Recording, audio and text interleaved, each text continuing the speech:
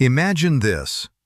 It is a perfectly normal day, and you are driving across America, past Minnesota farmland, through a Colorado mountain pass, or along the open plains of Nebraska. Then you see it. A long wooden fence sitting far out in a field full of enormous holes, connected to absolutely nothing, and you ask the obvious question.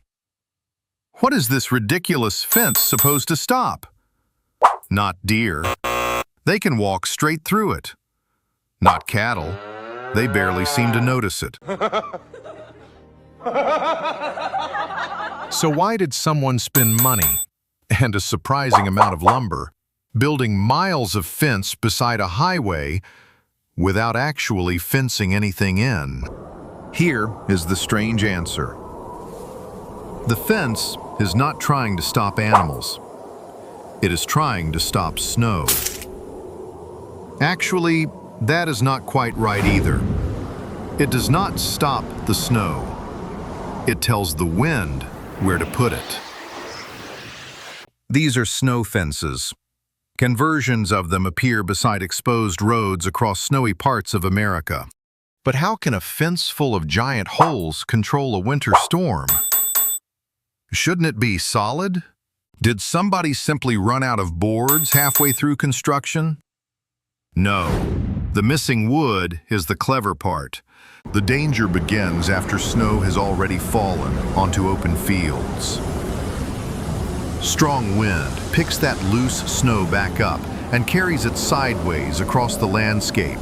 Now the storm is not only above you, it is moving along the ground. Blowing snow can cover lanes, rebuild drifts after plows have cleared them, and suddenly reduce visibility until the road seems to disappear. A snowplow can clear a highway in the morning, and the wind can begin filling it again before lunch. What? Very efficient snow. Terrible respect for working hours. So the obvious solution would be a solid wall, right? Build something tall and completely closed. Put it beside the highway and tell the wind, absolutely not. The problem is that wind does not respond especially well to arguments. A solid wall forces air sharply over and around it, creating turbulence. Snow can still swirl around and settle in places you never planned for. A snow fence takes a smarter approach. It is placed upwind from the road, where the strongest winter winds usually come from. When air reaches the fence, some flows over it, and some passes through the gaps. The fence disrupts the airflow and slows it down. And slower air cannot carry as much snow, so the snow begins to fall out. Not onto the highway, but inside a broad drift zone behind the fence. The fence does not block a blizzard. It gives the snow a parking lot, a very large parking lot, with terrible lighting. Now those enormous gaps make sense. Engineers call this open area porosity. It creates a wider, more predictable sheltered zone downwind. The fence works because air passes through it. Yes, this may be the only fence that becomes more useful when part of it is missing. But the gaps are only one part of the design. The height matters. The terrain matters. The usual wind direction matters. And the distance from the highway matters much more than it appears. So, why are these fences sometimes placed so far from the road? Did the engineers miss? No. The snowdrift needs room to grow. As the fence pulls snow from the wind, a long drift develops behind it. And that drift can become much larger than the fence itself.